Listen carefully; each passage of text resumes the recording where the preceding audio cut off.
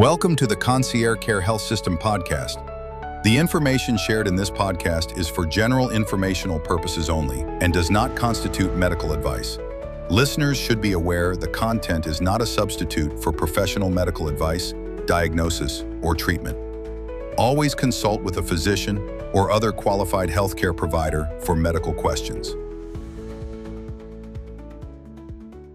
Welcome to The Deep Dive, the show that cuts through the noise and gets you straight to the most important knowledge. Today we're taking a deep dive into a condition that's often, well, chillingly called the silent killer, hypertension. It's truly insidious, kind of quietly progressing for years, doing severe damage to vital organs like your heart, your brain, and kidneys, often long before you even know it's there. It really is, and it's a massive global challenge. So our mission today is to unpack exactly what hypertension is, why it matters so much, the complex ways it develops, how it's diagnosed and critically, how its true nature can sometimes be masked, and then the devastating complications it can cause. And finally, we'll look at the modern strategic approaches we use to manage it, including some truly exciting frontiers in treatment. Right. We've pulled together a stack of comprehensive reviews and cutting-edge research, everything from medical guidelines to global epidemiological studies, to really guide our understanding here.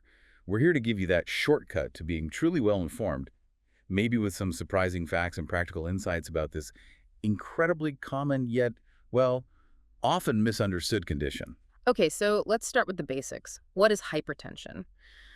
Basically, it's a chronic medical condition where the pressure exerted by your circulating blood against the walls of your arteries, it just stays stubbornly high all the time. Yeah, when that force is consistently too high, your heart is forced to work much, much harder than it really should.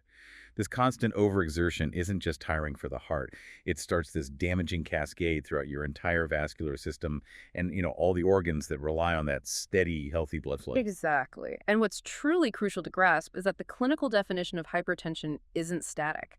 It's actually undergone a significant evolution, directly reflecting our deeper understanding of its long-term cardiovascular risks.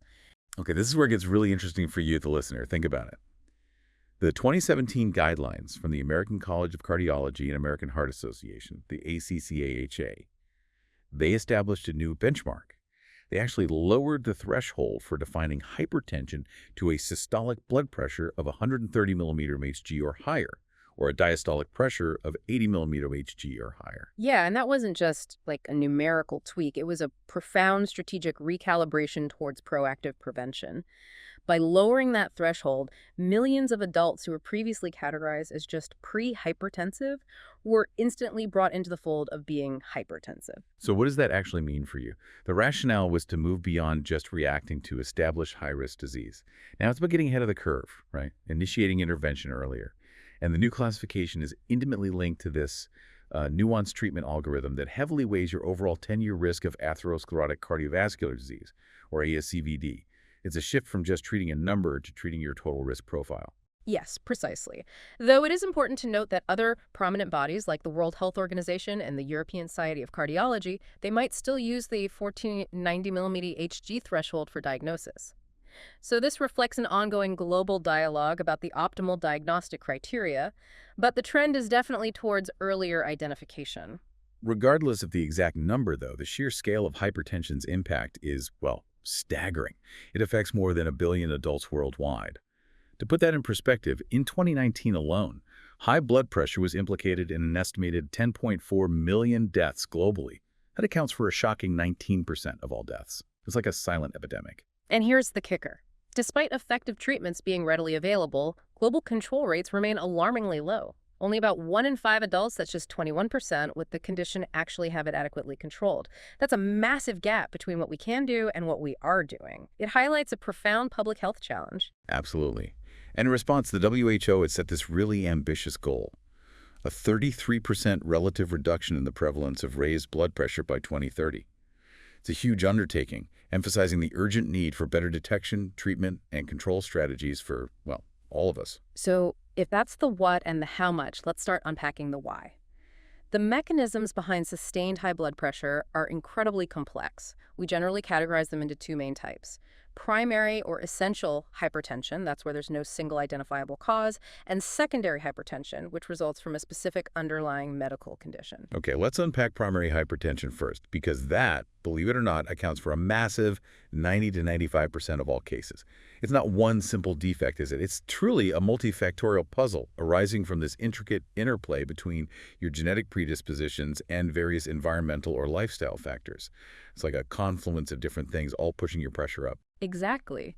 A family history of hypertension is a significant, non-modifiable risk factor, indicating that genetics play a strong role.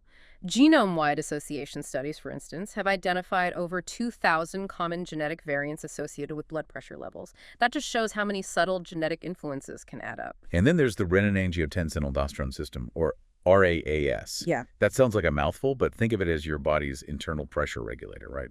A sophisticated hormonal cascade.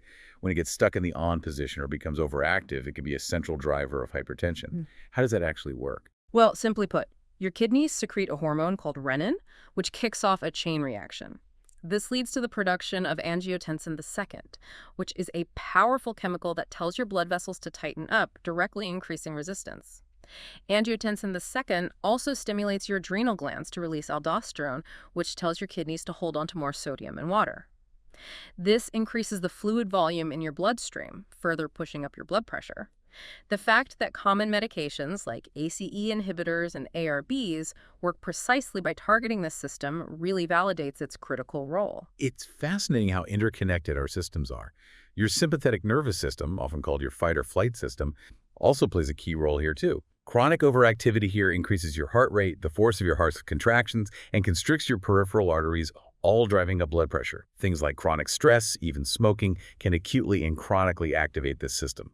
And your kidneys are absolutely crucial in long-term blood pressure control through their meticulous management of sodium and water balance.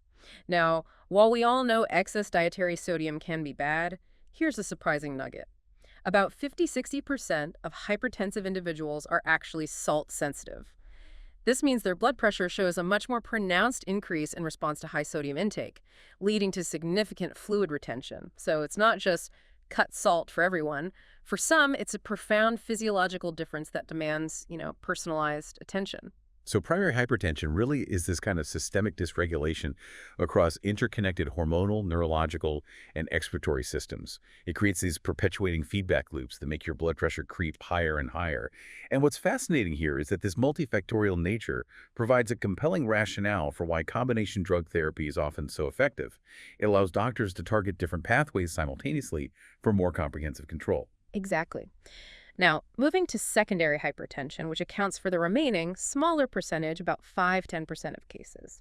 Here, there's a distinct, identifiable underlying cause. And the good news is that treating that root cause can often lead to significant improvement or even normalization of blood pressure. Okay, so what are some of these identifiable causes? You mentioned kidney-related issues. Yes, the most prevalent are often kidney-related, like chronic kidney disease, which impairs the kidney's ability to regulate sodium and water. Then there's renovascular hypertension, which is caused by a narrowing of the arteries supplying the kidneys. Other common culprits include primary aldosteronism, obstructive sleep apnea, yes, even sleep plays a big role, and various endocrine disorders like thyroid disease or adrenal gland tumors like pheochromocytoma or Cushing's syndrome. And it's not just internal conditions, right? External factors can play a role too. Absolutely. Hypertension can also be induced or worsened by various external factors. This includes certain prescription medications like oral contraceptives, common anti-inflammatory drugs, NSAIDs, some antidepressants, and even decongestants found in over-the-counter cold remedies. And illicit drugs, especially stimulants like cocaine and amphetamines, are also well known for causing acute and severe blood pressure elevations. Okay, so how do we actually diagnose this silent killer? You said it's not about just one reading for one quick doctor's visit. No, definitely not. A formal diagnosis requires evidence of sustained elevation over time. Typically, that means an average of at least 2 readings obtained on at least 2 separate occasions. And the accuracy of those measurements is absolutely paramount. I mean, imagine getting the wrong diagnosis or the wrong dose of medication just because the reading was off. Precisely. You need to be seated comfortably with your back supported, feet flat on the floor, resting quietly for at least 5 minutes before the measurement. Your arms should be supported at heart level, And crucially, a properly sized cuff must be used. A cuff that's too small will give a falsely high reading, while one that's too large will yield a falsely low one. These seemingly small details are a major source of error if not followed correctly. Okay. Once you have accurate readings, the 2017 ACCHA guidelines classify blood pressure into clear categories. Can you quickly run through those again? Sure. Normal is under 120, 80 millimeter Hg. Elevated is 120, 129 systolic, and less than 80 diastolic. Stage 1 hypotension is 130, 139 systolic, or 80, 89 diastolic. Stage 2 is 420, 90 or higher, and then a hypertensive crisis is anything above 180, 120. Got it. And you mentioned other guidelines might differ slightly. Yes. Just to reiterate, it's worth knowing that international guidelines, like those from the European Society of Cardiology, may use slightly different thresholds and nomenclature. This just highlights that while the core understanding is similar, there's still an ongoing global discussion on optimal diagnostic boundaries and what they mean for treatment. This raises an important question that I know comes up a lot. Are we over-treating some individuals and maybe dangerously under-treating others by relying solely on those office readings? It seems the answer is often yes, because we have these tricky phenomena: white coat, masked, and resistant hypertension. What are these, and why do they matter so much for you? Great question, because they truly highlight the limitations of just a single snapshot reading. White coat hypertension is when your blood pressure is high in the clinic, but perfectly normal at home or via continuous monitoring. It's quite common, actually, affecting maybe 30–40% of people with elevated office BP. And while it was once considered benign, we now know that even untreated white coat hypertension still carries an increased risk of developing sustained hypertension later on. So it's definitely a warning sign. Okay, and then there's masked hypertension, which Yeah. sounds even sneakier. It is arguably a more insidious clinical challenge. This is the inverse. Your office readings look normal, but your readings are consistently elevated when you're out at the doctor's office. It's estimated to affect about 15% of people who look perfectly normal on paper, giving them this false sense of reassurance. Yet it carries a similar cardiovascular risk to sustained hypertension. This is the true silent killer in disguise. Wow, and resistant hypertension. Yeah. And finally, resistant hypertension. This is when your blood pressure remains stubbornly above goal despite taking 3 or more antihypertensive medications from different classes, including a diuretic, all at optimal doses. Now, it's crucial to rule out pseudo-resistance, first things like not taking meds correctly or that white coat effect we just mentioned. True resistant hypertension affects less than 10% of the treated population, but it signifies a significantly higher risk for complications down the line. So given these tricky scenarios like masked hypertension, it becomes incredibly clear why relying on just one clinic reading isn't enough. It's why modern approaches are increasingly arguing for, well, broader use of home blood pressure monitoring or even 24-hour ambulatory monitoring. It just gives you a much clearer, more complete picture of what's happening outside the doctor's office. Absolutely. And your initial evaluation for hypertension also goes far beyond just that BP reading. Your doctor is looking for clues everywhere. That means a detailed medical history, a comprehensive physical exam. They might look into your eyes, for example, because the tiny blood vessels there can show early signs of damage. Or they might listen for unusual sounds called bruits over your arteries that can signal problems in your blood vessels. And then there are laboratory tests, which are crucial for understanding how your kidneys are coping, your cholesterol levels, and your overall heart health. Right. And you mentioned earlier that assessing a patient's 10-year risk of cardiovascular disease, that ASCVD score, is really key now. Yes, it's a cornerstone of modern management. Using validated calculators to determine that risk score is a critical determinant for treatment decisions, especially for stage 1 hypertension, because it helps personalize the approach specifically for you. Okay, let's shift gears a bit. Let's talk about the truly devastating impact of uncontrolled hypertension. You described it as inflicting gradual but relentless damage on blood vessels throughout the entire body. That's right.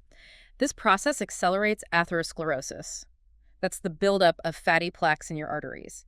And it also causes arteriosclerosis, which is the hardening and narrowing of your small arteries. So the severe complications we see, heart attacks, strokes, they're essentially the downstream consequences of this widespread vascular damage. Yeah. Your heart, obviously, bears a direct and heavy burden. It does. That constant high pressure injures the delicate lining of your arteries, making them less elastic and creating ideal sites for plaque buildup. And the heart muscle itself starts to change, doesn't it? Yes. To overcome the increased resistance, your heart's main pumping chamber, the left ventricle, thickens and has to work harder. This is called left ventricular hypertrophy, or LVH. While initially it's a compensation mechanism, it eventually becomes maladaptive, leading to a stiffer or weakened ventricle and significantly increasing your risk of heart failure. And that can lead directly to heart failure itself. It can. The chronically overworked heart muscle may eventually weaken or stiffen to the point where it can't pump sufficient blood around your body. And when atherosclerosis affects the coronary arteries supplying the heart itself, you get coronary artery disease. That can lead to chest pain, or if an artery gets completely blocked, a myocardial infarction, a heart attack. And aneurysms, too. Yes. The constant high pressure can also weaken artery walls, causing them to bulge outwards into an aneurysm, most commonly in your aorta, the body's main artery. A ruptured aneurysm is a catastrophic, often life-threatening event. The brain is also incredibly vulnerable, isn't it? Yeah. You said hypertension is the single biggest modifiable risk factor for stroke. It absolutely is. High blood pressure can cause an ischemic stroke, which is from a clot blocking blood flow, or a hemorrhagic stroke, which involves bleeding within the brain tissue. Both can be devastating. And it's not just about stroke, right? There are longer-term cognitive effects, too. That's a crucial point. Even beyond acute stroke, chronic hypertension, especially when it begins in midlife, is strongly linked to cognitive decline and an increased risk of dementia, specifically vascular dementia. This happens because of cumulative damage to the small blood vessels supplying the brain. It's really a silent threat to your long-term cognitive health. And the kidneys take a beating as well. They do. Your kidneys, with their intricate filtering units called glomeruli, are another primary target. Sustained high pressure damages these delicate filters, impairing your kidney's ability to excrete waste products and regulate fluid balance. This can progress to chronic kidney disease and eventually end-stage renal disease, often requiring dialysis or even a kidney transplant. Wow. And you can even see the damage in someone's eyes. You can. High blood pressure can cause the tiny vessels in the retina at the back of your eye to thicken, narrow, and sometimes leak or bleed, a condition known as hypertensive retinopathy. Its severity is often used by doctors as an indicator of how severe and how long your hypertension has been going on, and it reflects vascular damage in other organs too. In severe cases, it can potentially lead to permanent vision loss. It paints a pretty grim picture, but the good news is we've learned so much about this silent threat, and that knowledge empowers us with truly effective strategies to fight back and prevent this damage. The foundations of management, you said, are these non-pharmacological interventions, lifestyle changes. Absolutely. These are foundational therapy for all individuals, whether you're trying to prevent hypertension, treat it primarily, or use them alongside medication. Their cumulative effect can be really substantial. Okay, so what are the big ones? Diet is key, right? Yep, definitely. Dietary approaches are huge. The dietary approaches to stop hypertension, which is rich in fruits, vegetables, and whole grains, and limits sweets and red meats, can significantly reduce your systolic blood pressure, maybe by around 11 millimeter Hg. Reducing sodium intake is also critical. Even a 1,000 milligram per day reduction can yield a 5-6 millimeter Hg drop. And remember, most sodium comes from processed foods, so watching those labels is really crucial. And potassium plays a role, too. Yes, boosting potassium intake, preferably from dietary sources like bananas, potatoes, or spinach, helps balance out sodium levels and is associated with maybe a 4 to 5 millimeter Hg reduction in blood pressure. On top of diet, regular physical activity is crucial. Aim for about 90 to 150 minutes of moderate to vigorous intensity aerobic exercise per week. Think a brisk 30-minute walk 5 days a week. That alone can reduce BP by 5 to 8 millimeter Hg. And weight management. Vital. Excess body weight is a primary driver of hypertension, and for every 1 kilogram or about 2.2 pounds of body weight you lose, you can expect an average reduction in blood pressure of about 1 millimeter Hg. It really adds up over time. Okay, and alcohol, smoking, stress. For those who drink alcohol, moderation is key. Limit it to no more than 2 standard drinks per day for men and 1 for women. That can reduce blood pressure by about 4 millimeter Hg. Of course, smoking cessation is critical. Smoking acutely raises BP. And managing stress helps you avoid unhealthy behaviors that contribute to higher blood pressure. These interventions together can make a huge difference even before you think about medication. But sometimes they aren't enough, or the risk is just too high. That's when medication comes in. Exactly. When non-pharmacological methods aren't enough, or your overall cardiovascular risk is high, pharmacological therapy is initiated. And the modern approach is strategic, guided not just by a single blood pressure number, but by a comprehensive assessment of your absolute risk for future cardiovascular events. Okay, so what are the main types of medications doctors typically start with? The 2017 ACA guidelines endorse 4 major drug classes as first line for most patients. First, there are thiazide-type diuretics. They help your body excrete sodium and water and are highly effective, especially in Black patients and older adults. Then you have ACE inhibitors and ARBs, which block that RAAS system we discussed earlier. They're particularly good choices for patients with heart failure, diabetes, or chronic kidney disease. Okay, diuretics, ACE inhibitors, ARBs was the fourth. And finally, calcium channel blockers, or CCBs. These work by relaxing your blood vessels, causing vasodilation, and are also highly effective, particularly in Black patients and older adults. It's worth noting that beta blockers, while still important drugs, are generally no longer considered universal first-line agents unless you have specific coexisting conditions, like a history of heart attack or heart failure. Right. And you emphasize it's all about individualizing care now, this personalized, risk-based approach.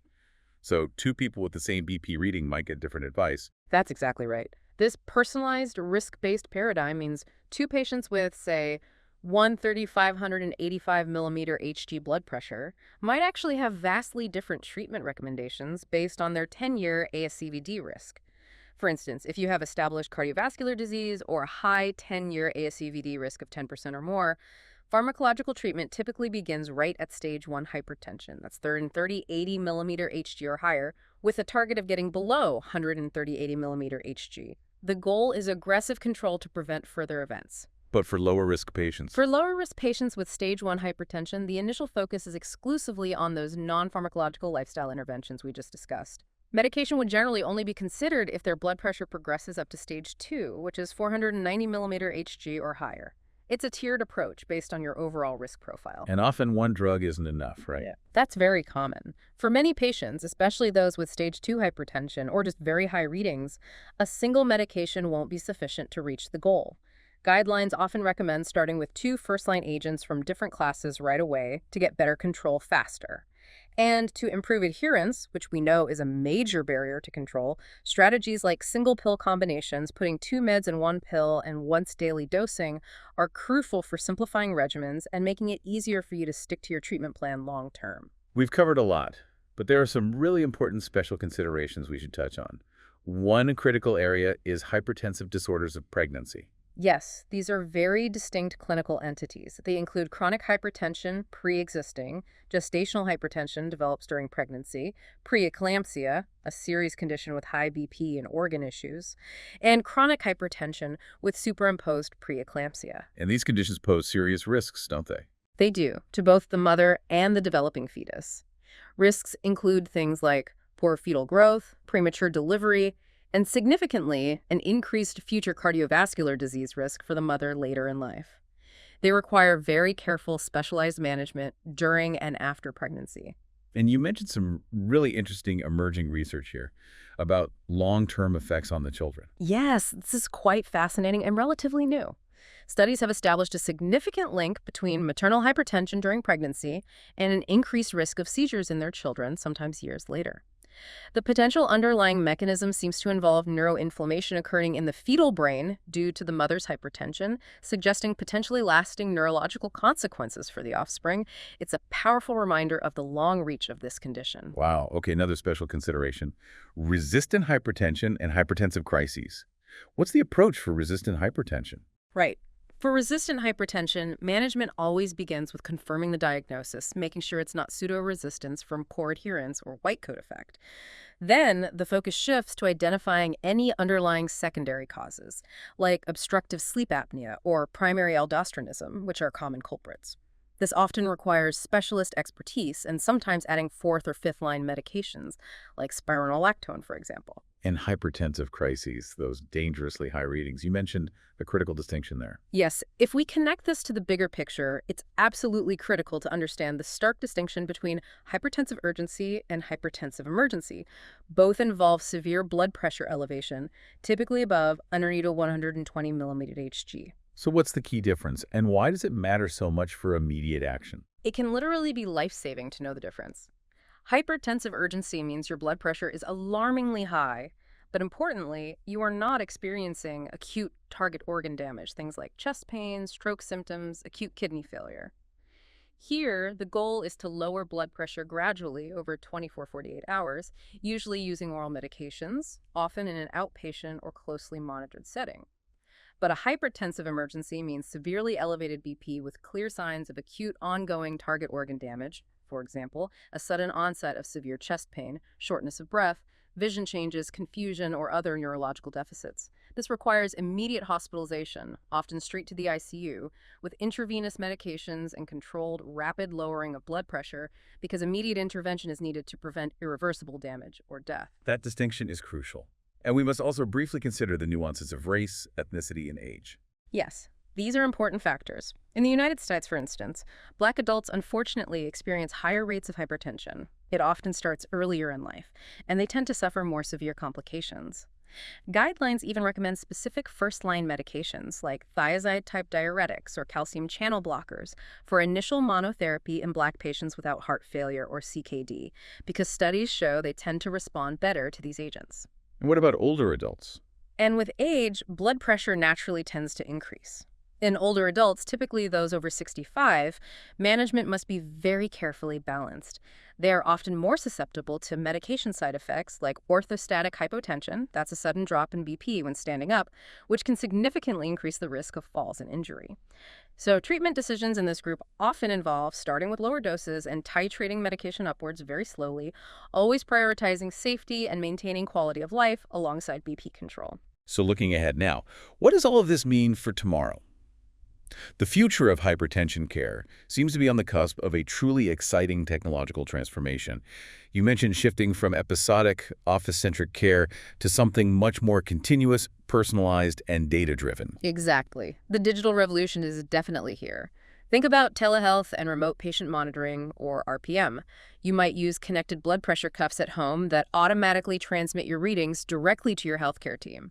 This provides a much richer, more realistic data set than just infrequent office visits, and studies are showing these programs, especially when coupled with support from nurses or pharmacists, can significantly improve blood pressure control rates. And mobile health, mHealth, using smartphone apps. Yes. Health apps for tracking blood pressure, getting medication reminders, accessing educational materials. These empower patients with self-management tools right in their pocket. It's important to stress, though, that these technologies are most effective when they're seamlessly integrated into clinical workflows. They need to facilitate a stronger, more responsive relationship between you and your healthcare team. It's really about enhancing collaboration. And beyond current tech, what's on the research horizon? Well, emerging research is pushing the frontiers quite rapidly. Wearable technology, for example, researchers are working hard on developing validated, non-invasive, maybe even cuffless wearable sensors. Imagine getting continuous beat-to-beat blood pressure measurements throughout your day and night. That could offer unprecedented insights into your blood pressure variability and how it responds to different activities or stresses. And artificial intelligence. AI and predictive analytics are poised to make a huge impact. By analyzing massive data sets from electronic health records, RPM devices, and wearables, AI could potentially do something truly groundbreaking. Predict your future risk of developing hypertension years in advance. It could also help stratify your current risk much more precisely and personalize treatment recommendations like never before. It's what some are starting to call anticipation medicine, getting ahead of the problem. That link you mentioned earlier between gestational hypertension and seizure risk in offspring really underscores that our understanding is still evolving, doesn't it? Absolutely. It's a perfect example of how we're still uncovering new connections and mechanisms. It opens entirely new avenues for research into preventative therapies and understanding the long-term health implications, not just for the individual with hypertension, but potentially for the next generation, too. The journey of discovery is definitely far from over. So to wrap up, hypertension truly is a global public health crisis.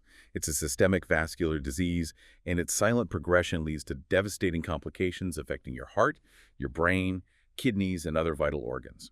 Its causes, the pathophysiology, are complex, arising from this intricate web of interconnected genetic, environmental, and physiological factors. But despite the scale of the challenge, the outlook really is optimistic. The damage it causes is largely preventable through a comprehensive and integrated approach to lifelong management. And this is built on a universal foundation of evidence-based lifestyle modifications. Things like diet, exercise, weight control, which are paramount for everyone, whether you have hypertension or are trying to prevent it. And when medication is needed, modern clinical practice has evolved way beyond just treating a number on a cuff. It now embraces this sophisticated, risk-based strategy that personalizes treatment decisions based on your individual absolute risk of a future cardiovascular event. This ensures interventions are directed toward those who will benefit most, proactively preventing those serious complications down the road. And that fusion of medicine and technology through telehealth, remote monitoring, mobile health applications is genuinely transforming hypertension management. It's shifting it from an episodic, clinic-based activity into potentially a continuous collaborative process between you and your healthcare team.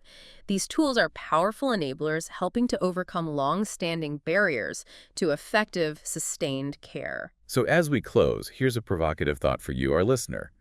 Given the silent killer nature of hypertension and those, frankly, alarming global control rates we talked about, what fundamental shift, maybe in public health education, maybe in personal responsibility, is really needed for more individuals like you and me to embrace proactive, lifelong management before symptoms or complications even arise? It's a powerful question we should all probably be asking ourselves as we look towards a healthier future. Concierge Care, providing world-class, personalized care for patients and members, taking a proactive approach by offering its free digital health clinic for anyone in need of these services. Reach out to us via our website, www.health.conciergecare.net, or give us a phone call at 786-809-2345.